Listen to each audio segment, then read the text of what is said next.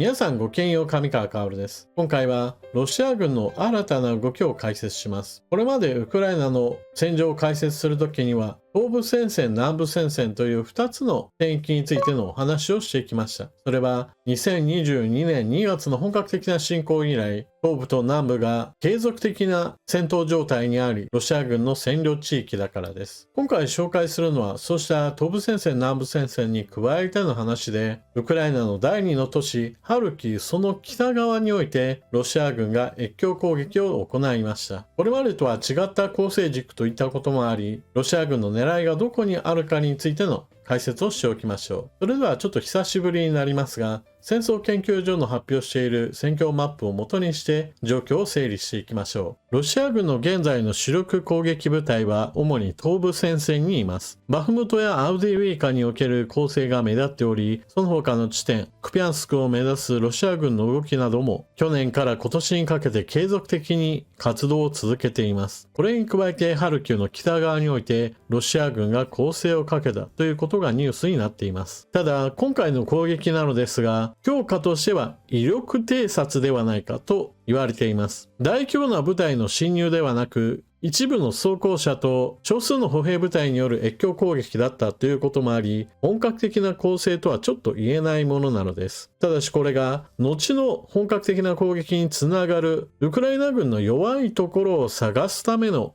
試行錯誤の一環だった可能性が指摘されています。それが先日ロシアで行われた対ドイツ戦戦勝記念日、この時の大統領の演説の中でウクライナ軍によるロシア本国領への攻撃に対してこれを抑えるための軍事活動も行わなければならないとプーチン大統領が示唆していたのです。この発言に基づいてロシア軍はハルキウを目指して新たな攻勢をかけるのではないかと予想されているのです。ただしこの発言がどこまで本当なのかについてはわからないため、多くの報道ではロシア側の狙いは10キロ程度押し込むことによって緩衝地帯を設けたいのではないかという解説が行われているようです。ただ私は全くその意見には賛同できません。ロシア軍の目指しているのはおそらくは主力部隊のいる東部戦線、こちらの攻撃をより際立たせるためにハルキウに対する攻撃を仕掛けてウクライナ軍の戦力を東部戦線だけに集中させないように分散化させることを目的としていると思われます。この場合であれば別にハルキウを落とす必要はありません。単純に攻勢を仕掛けることによってこれに応じるウクライナ軍に消耗が出れば補充部隊もまた必要ですから、ロシア軍の方に被害が出てもそれによってウクライナ軍が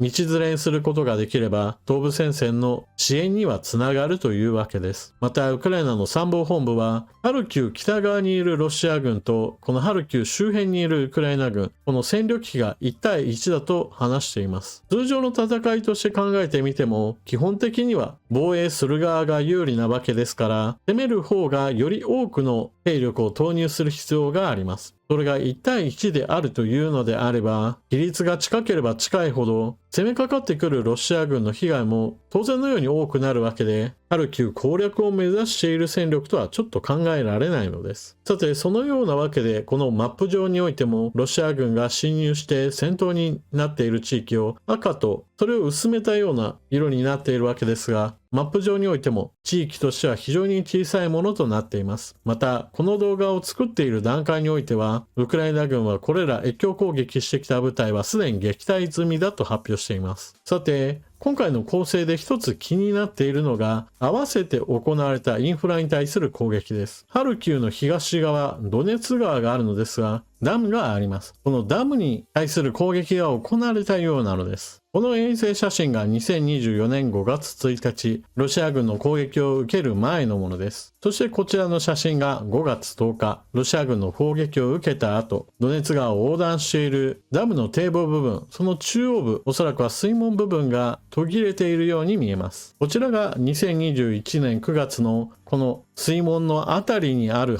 橋の様子です。おそらくロシア軍としてはドネツ川にかかっている橋ということで合わせて攻撃を行ったのでしょう。しかしロシア軍のこうした攻撃によりもしかしたらダムそのものが決壊する危険性もあり、もしこのままダムが決壊するようなことになればその下流域において多くの被害が発生する危険性があります。ロシア軍のこうしたインフラに対する攻撃は日常茶飯事であり、残念ながら今や多くの人々が関心を持たなくなっているというのが現実です。続いて合わせて東部戦線についてのお話もしておきましょう。東部戦線バフムト及びアウディーイカ戦域の2つの戦況マップを並べてみます。左が去年の2023年11月、そして右側が2024年5月11日時点のものです。大きく違っているのが、この半年でアウディーイカからウクライナ軍が撤退し、その後のロシア軍の進軍を残念ながらなかなか食い止めることができていない。この地域が戦線が安定していないことです。他の地域はどちらかというと、じわじわとロシア軍が押している、ウクライナ軍が苦戦しているという状況は続いているものの、大きく戦線そのものが崩れているわけではありません。それに比べるとアウディーイカ周辺の戦いというのが、まだまだウクライナ軍ががっちりと守備を固められていない状況です。このような東部戦線でウクライナ軍が押されている場面があるからこそ、ロシア軍がハルキウ周辺で攻撃を行うことによって少しでもウクライナ軍の余力を削りたいのでしょう。というわけで、前線ではまだまだ砲弾不足の解消が進んでいない中において、ロシア軍が主導権を握っている状態です。では、現在のロシア軍の占領地域はどれほどなのか、最もひどい状態と現在を比べておきましょう。左がロシア軍が最も占領地域を広げた全面侵攻その直後の2022年4月段階、赤色の部分がロシア軍の占領している地域です。そして右側が現在、先ほども述べたようにアウディーイカ周辺でロシア軍がじわりじわりと前進を果たしていることから、現在のペースでロシア軍が占領地域を広げた場合、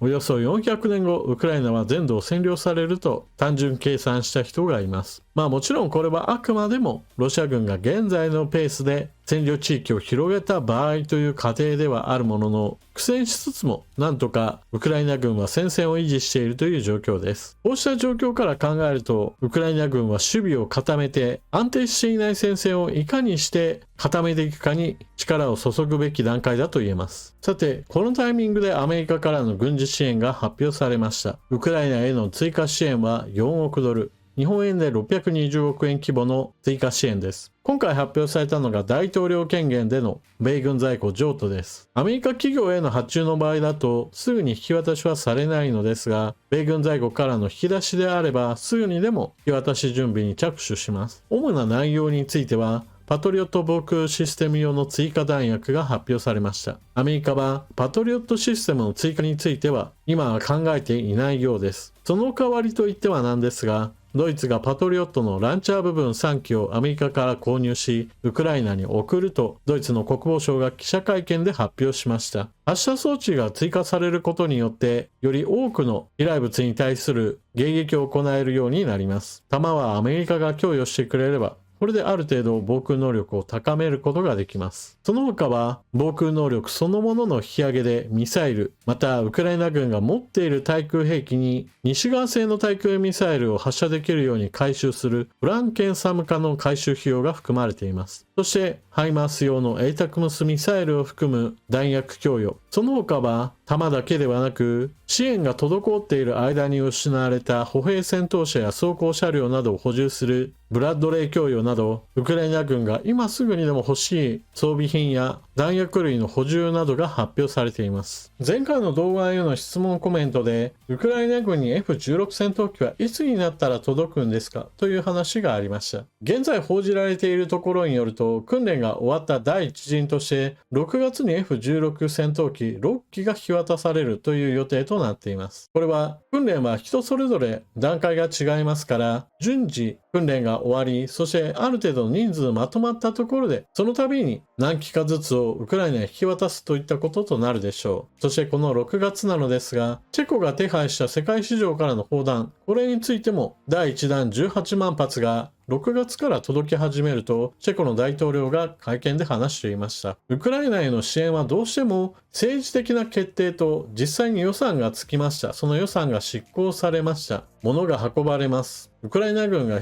受け取りました。使えるようになりましたといった段階までにはどうしても間に月日が経ちます。例えば F16 戦闘機の引き渡しについても訓練期間が必要ですから、発表から実際の引き渡しまでには非常に時間がかかりましたし、またチェコのの砲弾手配についても、お金が集まった、手配しましたといった話から実際に物が渡るまでもまだ時間がかかります。それに比べると、米軍の軍事支援はつい最近ようやく再開されたばかりなのですが、早くも一部のものについては現場に届き始めているという話もありますし、そうした届くスケジュールが組んだことにより、この時期にはもうこれぐらい届くんだなということを前提として、ウクライナ軍も自前の砲弾類などを使えるようになったという話も出てきています。ただ、戦争研究所が以前から警告しているように、5月はロシア軍の攻勢の時期だということを考えると、今支援が政治的には決まっても現場には届かないというその狭間の時期ですから、今月のロシア軍の動向には要注意だというわけです。今後もこのチャンネルではウクライナ情勢を追っていきます。というわけで今回の動画はここまで。最後までご視聴いただきありがとうございました。チャンネル登録していない方はぜひともチャンネル登録していってください。そして動画を見終わったら評価ボタンのクリックとあなたの感想、コメントよろしくお願いします。また、情報の更新に役立ったなと思われる方はぜひともスーパーチャットのご利用もよろしくお願いします。それでは次の動画でまたお目にかかりましょう。またね。